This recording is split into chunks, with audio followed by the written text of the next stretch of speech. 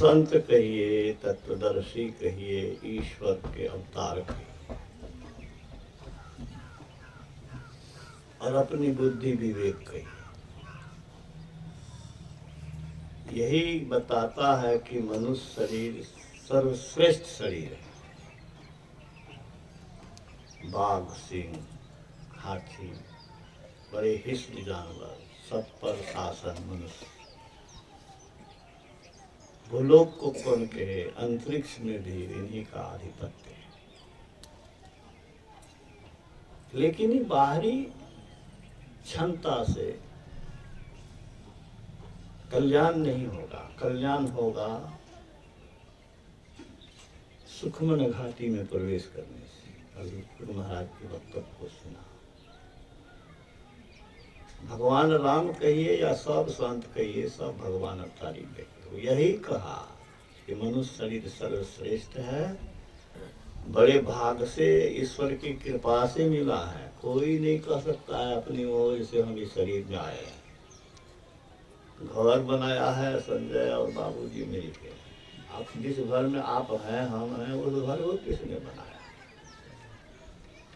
इस घर की क्या विशेषता है?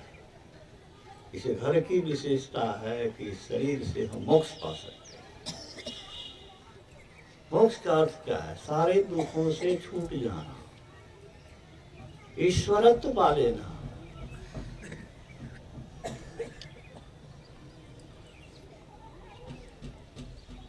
मनुष्य ईश्वर बन सकता है और जीव ईश्वर नहीं बन सकता है। कोशिश कर रहे हैं, 2 महला 3 महला के फेर में कुछ नहीं काम देने वाला। अंत में सब निराशा होगी।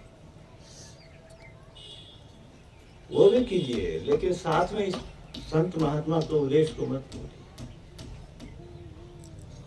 जीव का लक्ष्य है सारे दुखों से छूट जाना।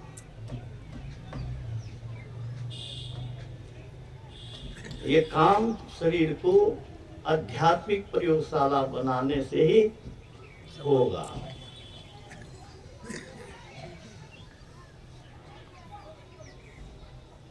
मनुष्य तभी तक मनुष्य है जब तक वह बाह्य और आंतरिक प्रकृति पर विजय पा करके ईश्वरत्व पूर्णत्व के लिए यत्नशील है। स्वामी विवेकानंद। गुरु महाराज ने कहा कि मनुष्य शरीर पा करके जो ईश्वर की भक्ति नहीं करता है, ईश्वर की ओर नहीं चलता है, वह तो मानो उस खजाने के घर में गया और खाली हाथ लौट गया। खाली हाथ लौटना है तो नहीं लौटना है तो अभ्यास कीजिए। नर्तन पाई विषय मन देही पलटि सुधाते 60 विषय। 20 पान करके अमर होना चाहते हो? विषय का विष, संसार का रस विष है। आपसे तो ज्यादा हम रसगुल्ला खाए हैं, दूध पिए हैं ना। कहाँ गई हमारी ताकत? सबकी यही हालत होगी। भुलावा है, धोखा है। भगवान राम ने कहा कि बहुत भटके हो 84 में। कुत्ता, बिल्ली, सांप, बिच्छू बनना चाहते हो? अगर संत की बात नहीं मानोगे, शरीर के रस में लेने में रहोगे तो फिर उधर ही जाओगे। 184 भरम के पो पर अटके आए, अब की पासा नहीं पड़े तो फिर उधर ही जाए। जाना है? कुत्ता बिल्ली बनना है किसी को कहिए तो कोई नहीं बनना चाहिए। लेकिन अगर भक्ति नहीं करते हैं, संत की बात नहीं मानते हैं, तो उधर जाना ही पड़ेगा। उसी शरीर में जाना पड़ेगा। जो विद्यार्थी मन लगा के नहीं पढ़ता है, बार बार फेल करता है, तब बाप उसको कहता तोरा सर पढ़ाई सपरे वाला।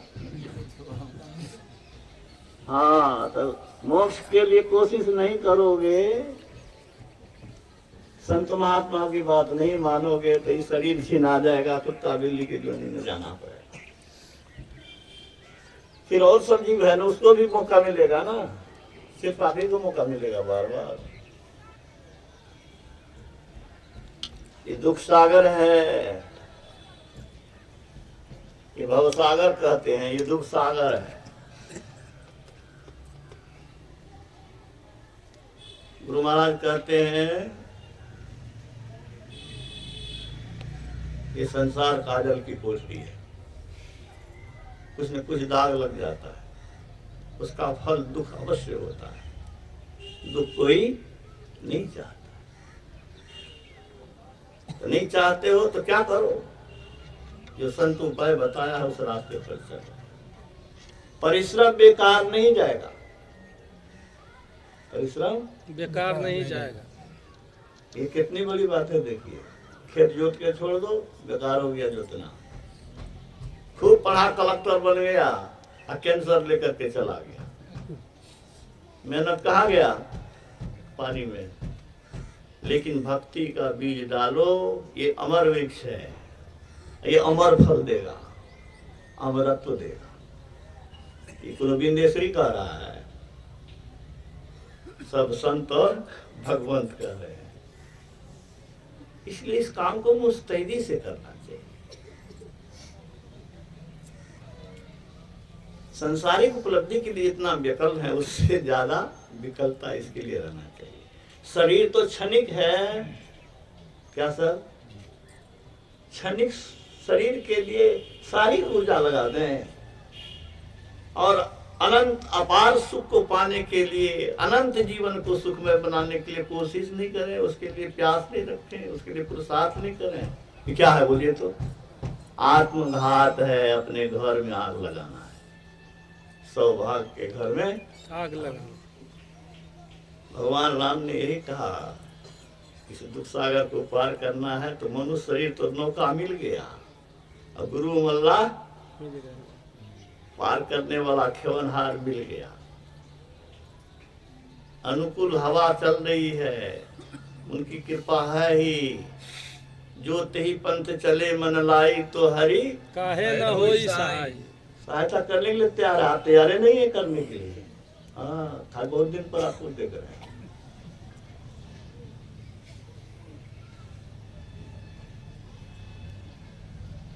अंत में भगवान राम ने यही कहा कि जो न तरे नर समाज पाए, सुकृत निंदक मंदमती आत्महन गति जाए।